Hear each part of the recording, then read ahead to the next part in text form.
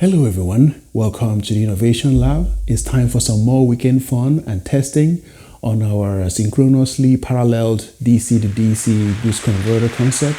And as I promised you guys in the beginning of the series, my goal is really to carry you guys along with all the tests that we're going to be conducting on the system, so that way we can all gain some confidence on this concept together. Alright guys, I also promised you guys that I'm going to be pushing this concept to the limit. Alright, so this is the third video of the series, and our goal really is to stress this converter system by using a low input voltage to drive the system. So contrary to what a lot of us think, driving a converter system, any converter system at all, with a low input voltage is not necessarily a good thing.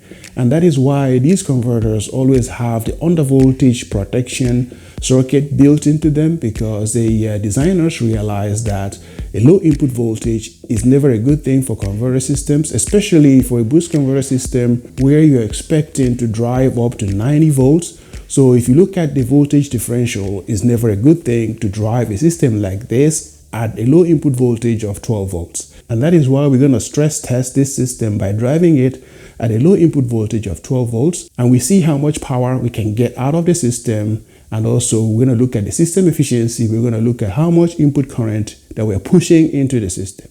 Alright guys, all I'll ask is for you guys to be a little bit patient with the process, because a video project like this will usually take me months to kind of go through the process, modify the converters, test them, gain full confidence that this is actually a good thing to share with you guys before I make the videos. But I decided to kind of change things around a little bit to carry you guys along with the progress, and also to fragment it so that way it's easy for me to make the videos and easy for me to conduct the tests. And also you guys get to see firsthand all the tests that I'm conducting, all the work that goes into this. And in the end, all of us, we kind of gain that confidence together. All right, guys, it's time for some weekend fun, and I can't wait to get started. All right, my friends, let's jump right into it.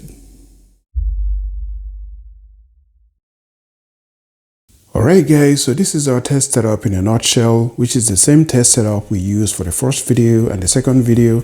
So the only major thing that we have changed here is that we built this 12 volt battery system. So this is a 12 volt 50 amp hour battery system, and I was able to put this together using some old UPS batteries that a friend donated to the Innovation Lab. So essentially all I had to do was to build a paralleling system with a bus bar that allowed me to connect 10 of them in parallel.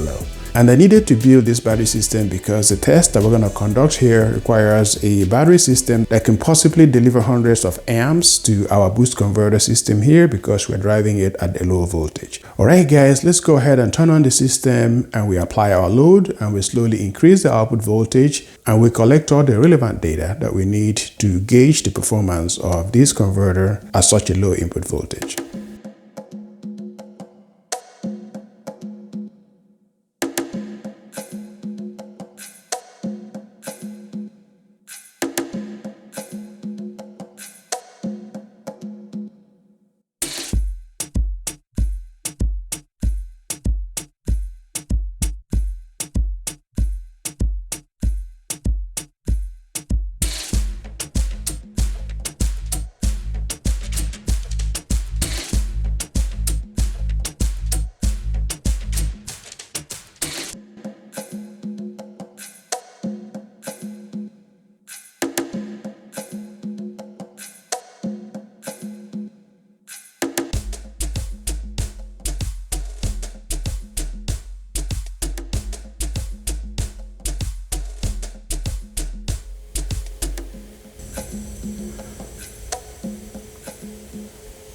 Alright guys, this is crazy guys. So what we're seeing here is about an input current of close to 120 amps going into the converter system at 12 volts.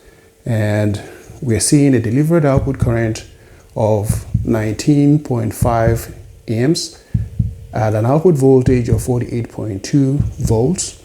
This is crazy guys.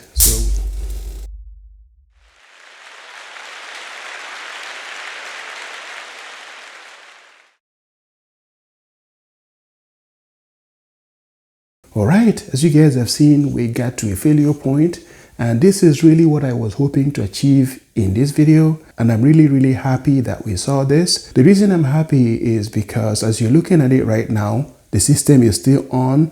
The battery system is still supplying power to the converter system, but the failure mode that we just saw took out the controlling DC to DC converter, and that by itself shut down the system, which is really amazing. As you guys can see, we still have 12 volts going into the system and nothing coming out. And this is what I need to see when this converter fails. So that way we know that any failure that we're going to see on a system like this is not going to be absolutely catastrophic. Alright everyone, that's really it for this video. I am really excited, believe it or not, to actually witness the failure mode that we have just seen during the testing. That gives me the confidence that when we overload the system or when the converter has an issue, it's not going to lead to catastrophic failure that could actually damage things.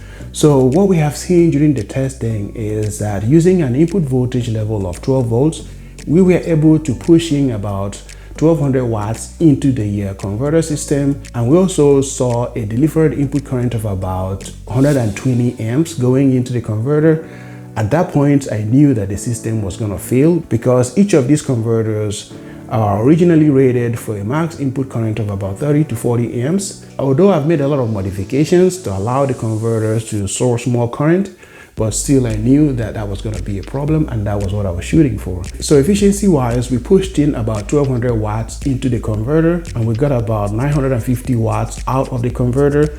So essentially that gave us about 74% efficiency. And again guys, this is kind of why I always discourage driving a converter system like this.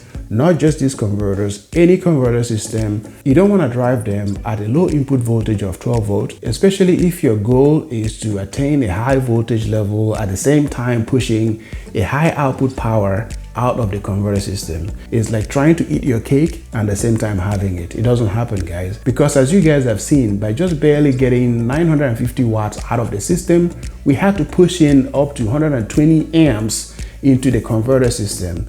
That is not sustainable guys. It's going to lead to a lot of overheating, overstressing of the drive MOSFET. Everything is going to feel that heat. And that is why I personally try to discourage anyone from using low input voltage, high output power systems, because it's going to stress your battery systems, it's going to stress your power sources, it's going to stress everything on that design. All right, my friends, we're going to repair the converter, and if you'd like to know how we make repairs to it, go check out the converter repair video that we released not too long ago. And after that, we're just going to jump right into the final video where we show you guys everything we have done, the schematics, all the updates is going to be in that video. All right, my friends, don't forget to subscribe to the Innovation Lab and share your comments, share your ideas. Let us know how you feel about the video. If you like the video, give it a thumbs up. All right, my friends, I will see you guys in the next one.